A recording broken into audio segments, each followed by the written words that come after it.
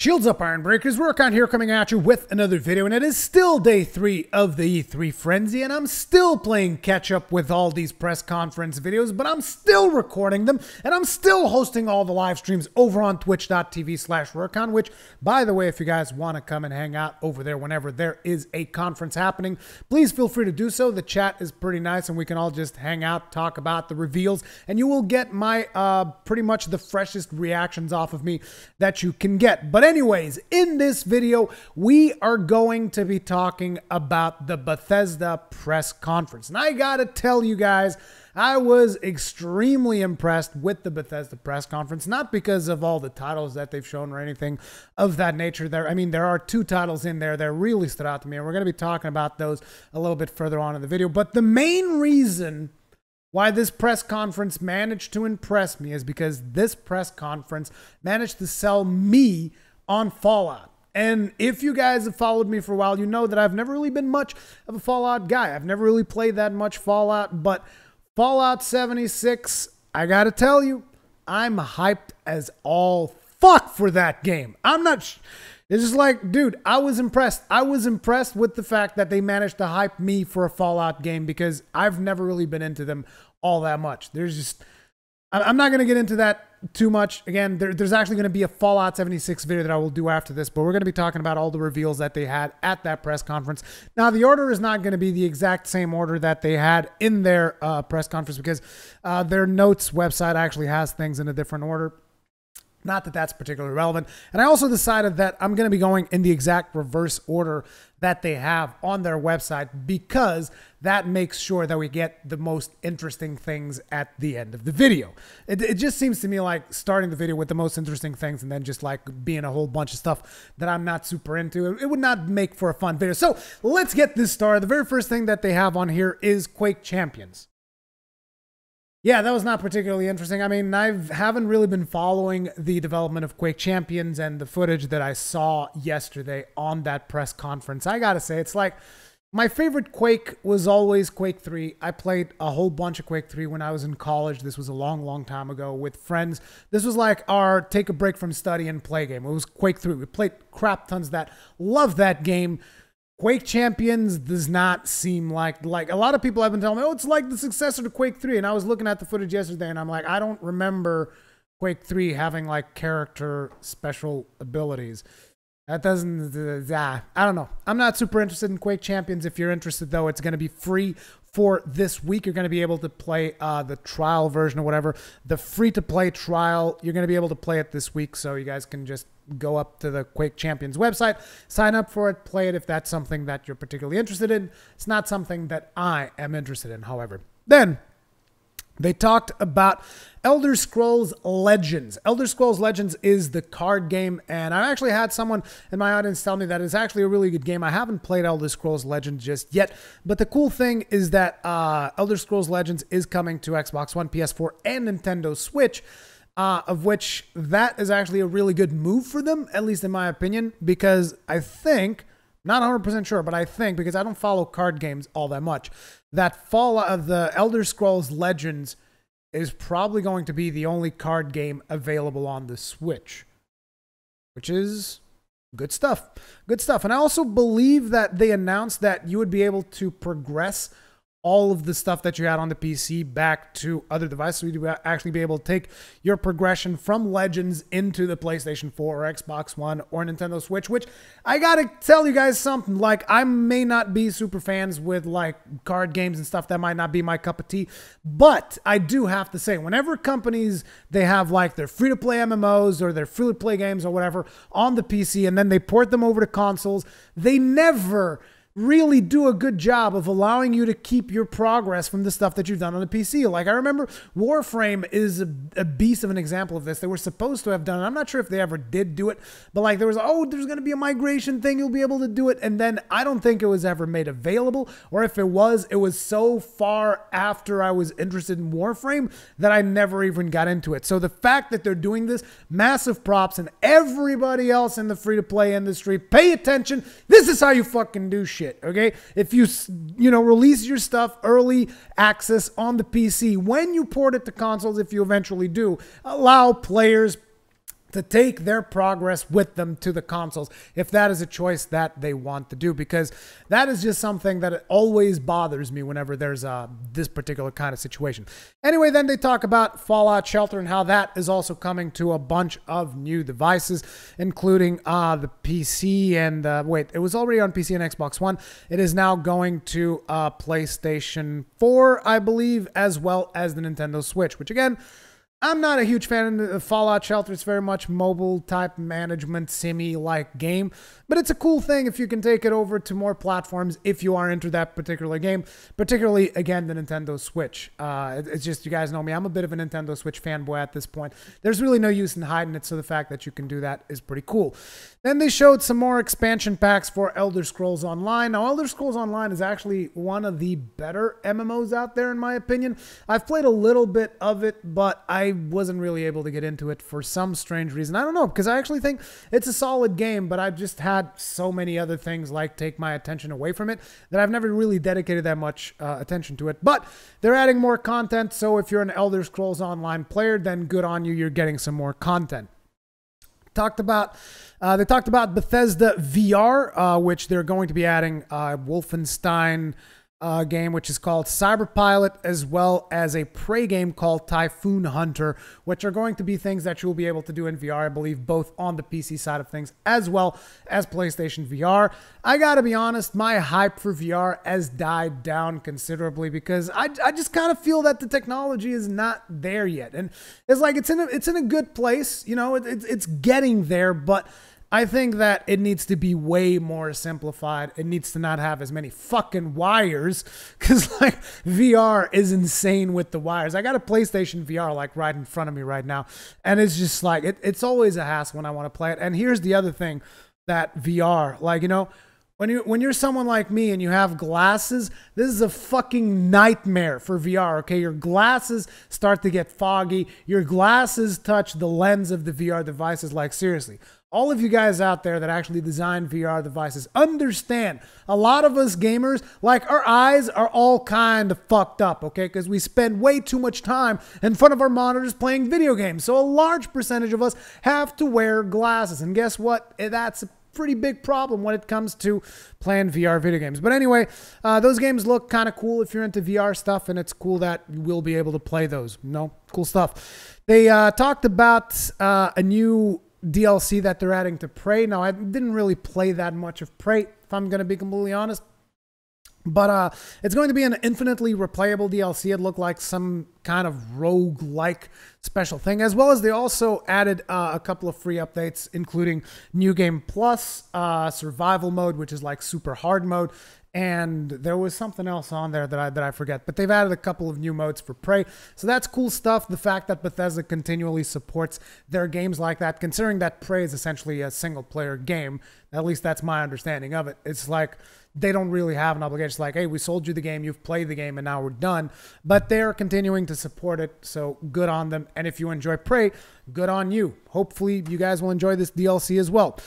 Then we had the announcement for Wolfenstein Young Blood. Now, Wolfenstein 2 New Colossus, which received critical acclaim and by all intents and means looks like a really fun game, but unfortunately, I didn't have any Bethesda contacts at the time. I'm hoping that I will be able to remedy that situation soon here, but due to the fact that I didn't have any contacts with Bethesda, I haven't been able to play that game yet. By all intents and means, it looks like it's a pretty fun game with the critical acclaim and all of that stuff. It just looks like people really enjoyed the crap out of it. So, Wolfenstein Youngblood is going to be bringing in BJ Blazkowicz's daughters. And the cool thing here is that you're going to be playing as not only as BJ Blazkowicz's daughters, but it is a co-op game. So you'll be able to play it single player if you want to, but you'll also be able to play it with a friend. And being able to experience that kind of a campaign with a friend and a co-op experience, in my opinion, is fantastic stuff. Like, you guys know that I love co-op games. Therefore, even though I didn't get to play the previous Wolfenstein games, I'm pretty excited for a co-op Wolfenstein game because I think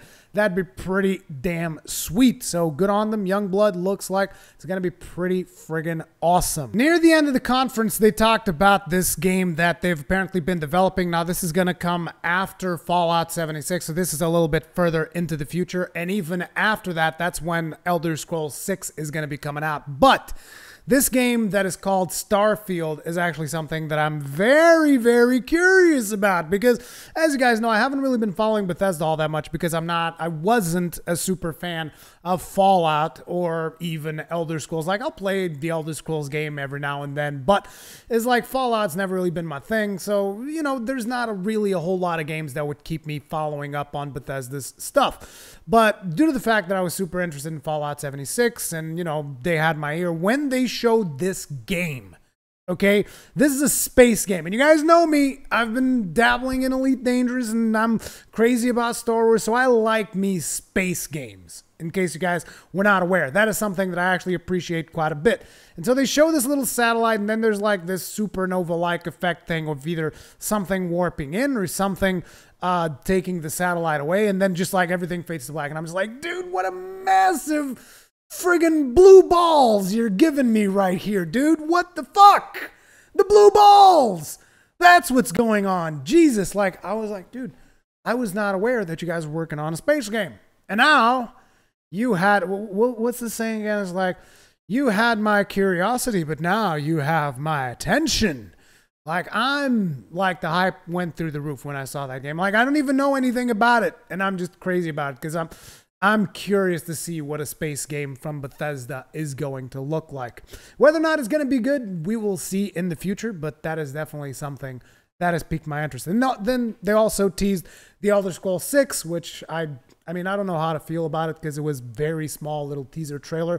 To be completely honest, though, immediately after that press conference, I edited the video and I was rendering a video. And while I was rendering the video, I started playing Skyrim on my Nintendo Switch. Is this going to be the time? Is this going to be the time that I'm finally going to play Skyrim and finish it? We shall see. But I definitely began playing it that night. So we'll see about it, but needless to say, I'm pretty hyped about Starfield. Not as much for the Elder Scrolls 6. I know that some people are going to crucify me for saying, what do you mean you're not hyped up for the Elder Scrolls? People are going to go crazy, but it's like, I was never a huge fan of Skyrim, and I'm not going to sit here and lie to you guys. Just like I've never been a huge fan of Fallout, but hopefully that's about to change when Fallout 76 comes around. Anyway, let's talk about another announcement. They talked about this game called The Elder Scrolls Blades. Now, this is not something that I'm super interested in because it's a mobile game. It's going to go into Android. It's going to go into iOS and all this other stuff. But there is something about this that I find very interesting. So this is going to be a game that you're going to be able to play across a multitude of devices. And that's the kind of technology that I'm very interested in. Now, I know maybe I'm not super interested in the game itself, but I'm interested in the design concept of how the game is going to work. So this is an RPG where it's almost like an Elder Scrolls game in a way. You know, it's called The Elder Scrolls Blades. You'll be able to play it on your phone. You'll also be able to play it on your PS4. You'll be able to carry progress throughout all of these devices. You'll be able to play it on PC.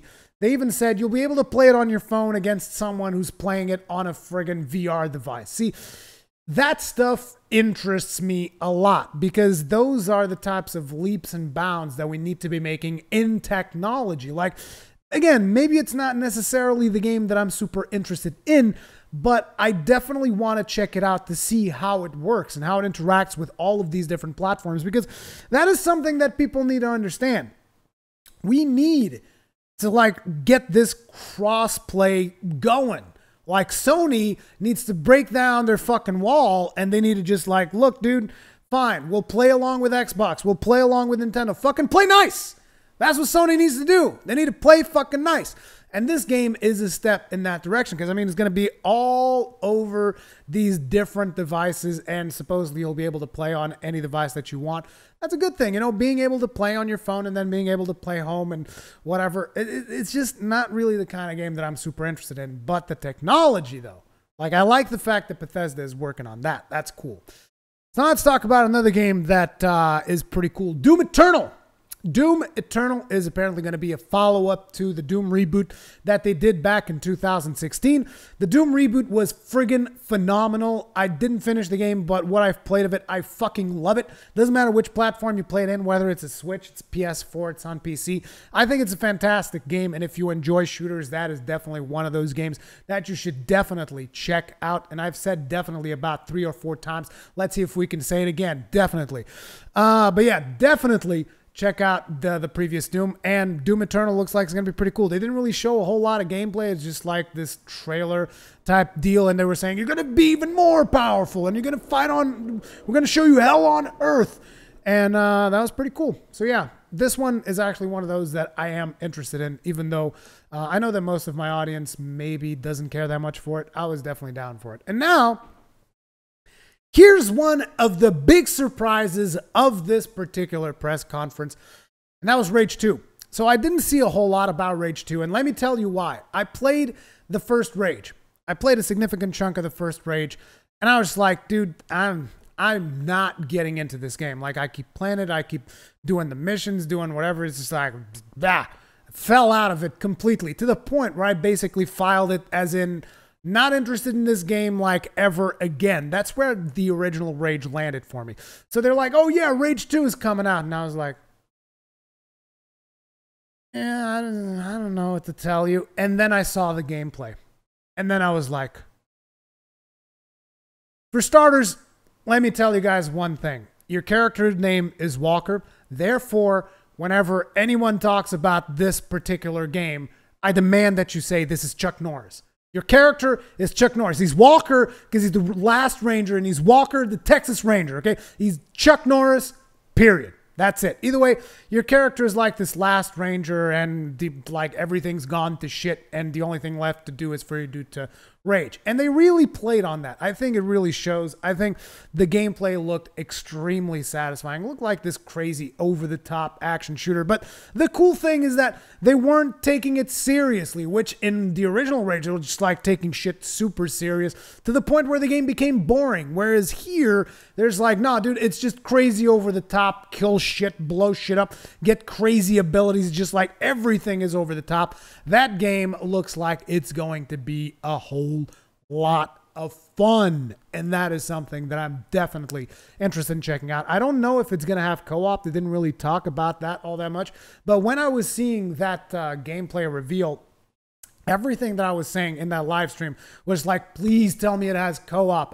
I'm a sucker for co-op. Like, I'm sorry if maybe some of you guys are annoyed by that. Some of you guys maybe just want single player shooter. But it's like, look, I love co-op. I love playing with friends. I think multiplayer brings a lot of joy to games, depending on the kind of multiplayer. For me, co-op really does it. So I hope Rage 2 features co-op, but we'll see.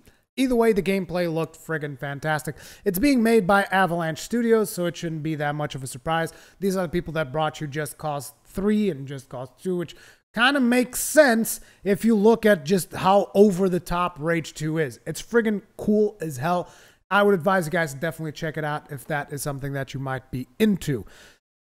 And finally, La Pièce de Résistance. I think this is one of the things that has me the most hyped for this particular E3 season. Naturally, we have Sekiro Shadows Die Twice, which is a game that I'm super interested in and I really want to check it out. But I would say out of everything that I've seen so far in this E3, this one takes a very nice second spot right next to Sekiro. That is Fallout 76. So basically, I'm going to give a very basic description here because, like I said, I want to do like a deep dive. I'm going to get all of the information that I possibly can to do a proper video on Fallout 76 where I'm going to organize all of my thoughts and how I feel about the game into one video. But like, think Destiny done right, kind of, I guess. But it's like you're experiencing Fallout, like the whole post-apocalyptic stuff. You're not going to be in a server with hundreds. You're going to be in a server with dozens. This is what they've said. And you're going to have a bunch of other players doing Fallout stuff. And it's going to be very much sandboxy because you can meet other players and you can co-op, or you can meet other players and you can fight each other. Now, I hear you guys. You guys are saying, oh, dude, there's going to be so much griefing in that game. We don't know yet. We don't know how it's going to work out. We know that even if there is griefing, that's not a problem because you're not really going to lose any progress, according to what they say. They're saying even if you die, you're not going to lose all that much progress, so it's not really a big deal. This will actually incentivize PvP a whole lot. But hopefully there will be like some kind of a solution that we'll be able to figure out. I mean, because you also don't want to be constantly running into the same person who's just like mowing you down because he's overpowered or for whatever reason. So this is a game that I'm really interested in checking out, especially because you can fucking launch nuclear bombs and blow shit up. Jesus. That was awesome when they were talking about, oh, dude, you can find these keys and then you can launch a fucking nuclear strike anywhere you want in the map. And I'm just like, what? And it actually levels the fucking map, destroys shit, nuclear bombs. You can launch nuclear bombs in this multiplayer game. Just, I don't know. I'm hyped up as fuck for this game. As always, do remember though, you guys, like I always say, while it is healthy to be hyped up, it is healthy to be excited. Be safe. Put a zipper in your wallet and wait until you actually see the gameplay footage. There's going to be beta. There's probably going to be people who will live stream the beta, and you guys will be able to get a better idea of what the game is like. I expect there to be some serious server issues, especially because of the fact this is a Bethesda game mixing in with a multiplayer launch. It's going to be their first foray into the genre, so I think this is going to have a really bumpy launch, but at the same time, I'm so excited for the potential of what this game can do. This is the first time ever that I've been excited for a Fallout game. And I know that some people are going to say, oh, Rurikhan, you're just like overhyping. It's like, look, I don't know why people feel the need to just kill the joy. Like, don't kill the joy. And like, be excited. It's fine. Just remember, just don't throw money at the screen. Just don't instantly buy everything just because you're excited about it. Wait, see, be responsible, and you can be hyped. That's all I'm going to say. I'm super hyped about it. I'm super stoked. I want to talk more about it. Now we'll do a dedicated video for that. But for now, that is it. Bethesda Press Conference was actually pretty friggin' good. Because, I mean, mainly because of these two games. Fallout 76 and Rage 2 pretty much made this press conference for me. I'm super psyched about it. Most of the other stuff is like, you know, there's some cool stuff in there. There's some cool stuff for probably a lot of you guys. But, you know, there's just not a lot in there for me other than these two things. Rage and Fallout 76. But I'm super hyped about it. So, yeah, good stuff. Bethesda, good job. Anyway, that's going to be it for this video. As per usual, if you guys enjoy my videos, remember you can hit that subscribe button, ring the bell icon so that you actually receive notifications for all of my videos. At this point in the video, most likely you will have the end slate coming up with 2 video suggestions that you guys can go check out if you enjoy them. Otherwise, if you don't check them out, once again, thank you very much for watching. I appreciate everyone's support. Comments and feedback in the comment section below, and I will see you in the next one.